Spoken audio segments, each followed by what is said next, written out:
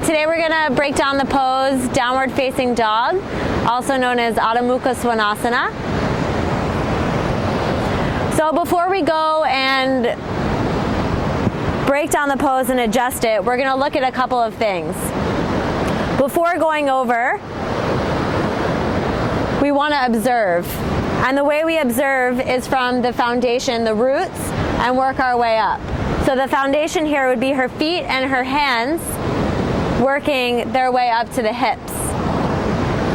So if we start at the hands, verbal adjustments we'd want to make are spread the fingers wide, press through the palms of your hands, so much so that you could even lift the fingers off. Good. Now you can take an external rotation from your shoulders.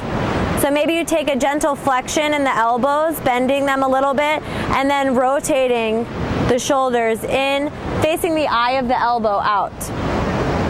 So you can draw the shoulders down the back and take the belly towards the thighs.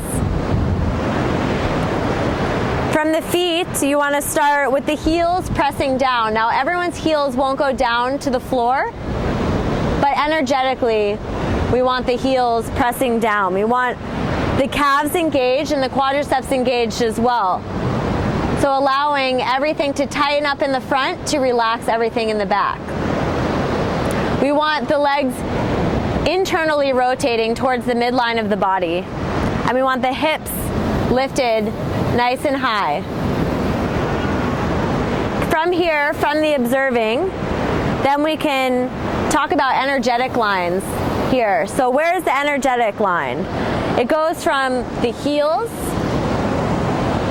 all the way out the hips, and from the hands all the way out the hips. So it extends further than the physical body. When we go to make a physical manipulation or enhancement or adjustment, we can do it in lots of different ways, but the most important thing is the foundation and the stabilizing force and the lengthening. So the sacrum can take a lot of pressure, so in most poses we'll probably stabilize here at the sacrum. As the adjuster, we always want to be square over our students with bent knees, a straight back, and straight arms to always protect ourselves from getting hurt. So here I'm going to take my hands to her hip flexors, and I'm going to follow the energetic line. So I'm not just going to pull back, but I'm going to pull up and back.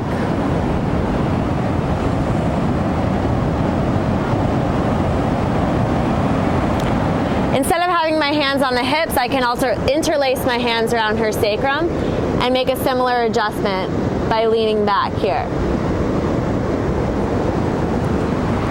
I can help internally rotate the legs by crisscrossing my arms, grabbing the outsides of her thighs, and internally rotating here. Noticing my posture, always making sure that I'm safe as well. I can also come around the front of the body, take a lunge stance, and press my palms into her sacrum, again following the energetic line, up and away. I can help by externally rotating the shoulders.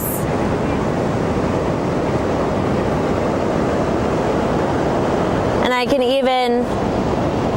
evenly spread the weight in her hands by pressing the palms down.